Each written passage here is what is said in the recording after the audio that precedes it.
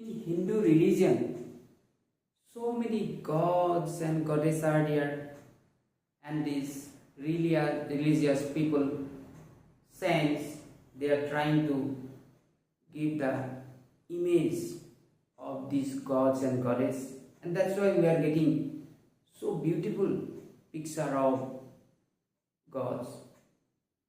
Do you believe it? That is up to you. Similarly, in science, atom is the smallest particle of matter that cannot be seen through our eyes. Scientists are trying to give the structure of atom. That's why today I bring an interesting topic to you, that is structure of atom. I am Tapan Sarma, this is School Science. If you feel my video is helpful to you and your sites, please like it, subscribe it, press the bell icon so that you can get continuous notification of my channel. But before going to discuss the structure of atom, first of all you should know about Dalton's atomic theory. According to Dalton's atomic theory, he proposed that atom is indivisible, but with the discovery of electrons and protons, it becomes clear that atom is also divisible. These three subatomic particles present inside the atom, these are protons, electrons, neutrons. Protons discovered by E. Goldstein, electron discovered by J. Thomson, and neutron discovered by James Chadwick. How these subatomic particles arrange inside an atom that comprises structure of atom or called model of atom. In this regard, three important scientists involved: Thomson's model of atom,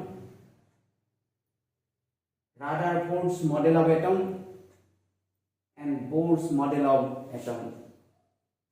Let's discuss clearly. Let's go to the table. First of all, we discuss Thomson's model of atom. Thomson's resemble the model of atom is like a watermelon, where red edible part consists of protons and the seeds of watermelons are electrons. That means outer cover protons are there, inside electrons are there. That is the structure of atom, how electron and protons are arranged in an atom. Based on this, he did conclusion: an atom consists of a positively charged pair and the electrons are embedded in it. The negative and positive charges are equal in magnitude. That means how many electrons are there, that much protons are there to become electrically neutral. Okay. After that, coming Rutherford's model of atom. Rutherford's model of atom is, he elaborately explained the structure of atom. In his model, experiment, observation, conclusion, everything is there. First of all, he did experiment. First of all, he selected one gold foil, because only gold metal can be made very thin sheet. That's why he selected gold foil. Okay. Then how he did experiment? One gold foil taken, one side one screen, and another side alpha particles in the form of ray passes through this gold foil. After that, whatever the image formed on the screen recorded, he got some dots. Based on these dots, he explained the structure of atom. Most of the fast moving alpha particles pass through the gold foil. Some of the alpha particles were deflected by the foil by small angles. Surprisingly, 1 out of every 12,000 particles appear to rebound. Why this happens? Why this happens? You see, this structure, if you imagine the structure of atom like this way, so only one ray rebound, other bended, deflect, other so many rays straightly pass through this atom. Based on this, he had made conclusions. Most of the space inside the atom is empty because most of the alpha particle pass through the gold foil without getting deflected. That means atom is empty. Very few particles were deflected from their path, indicating that the positive charge of the atom occupies very little space. That means this positive charge, protons, is at the center, and this center is very minute. A very small fraction of alpha particles were deflected by 180 degree, indicating that all the positive charge and mass of the gold atom were concentrated in very small volume within the atom.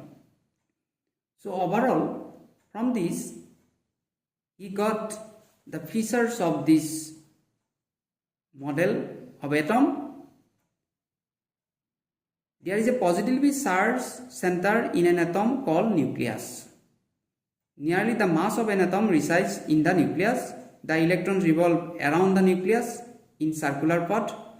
The size of the nucleus is very small as compared to the size of the atom. From this, it is just opposite to Thomson's model. Thomson told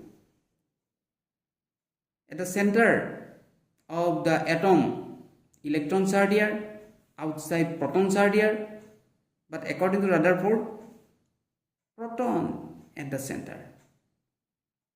That is named nucleus, and around this nucleus, electrons are there. Okay, so this is the structure of atom. But Rutherford's model has also drawback. What is the drawback? You see, this is the nucleus of the atom. It is positively charged. Protons are gathered here, and electrons are moving around the nucleus in a circular orbit. Say one electron, while electrons are moving, anything moving, it uses energy. While electrons are moving around the nucleus, it radiates energy. There is energy loss. Whenever there is energy loss, ultimately, when energy becomes zero, it will fall down to the nucleus.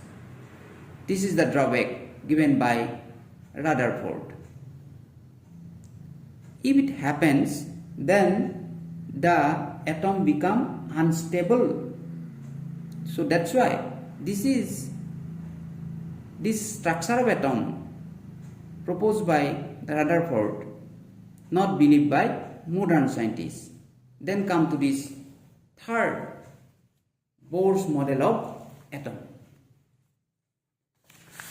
In case of Bohr's model, he has gone through Rutherford's model. Very little effort he made.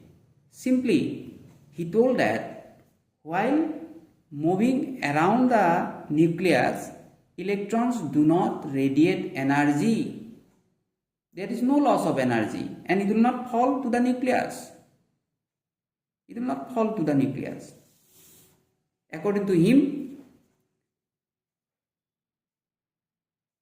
nucleus, proton place, protons are deposited here, and electrons revolving around it in a circular orbit, and while moving around this nucleus, electrons do not radiate energy. That much only given by Bohr's model.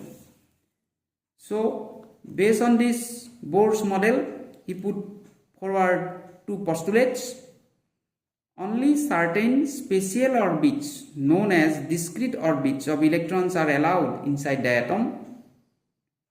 While revolving in discrete orbits, the electrons do not radiate energy. So there is no loss of energy. Ultimately, we got the structure of atom.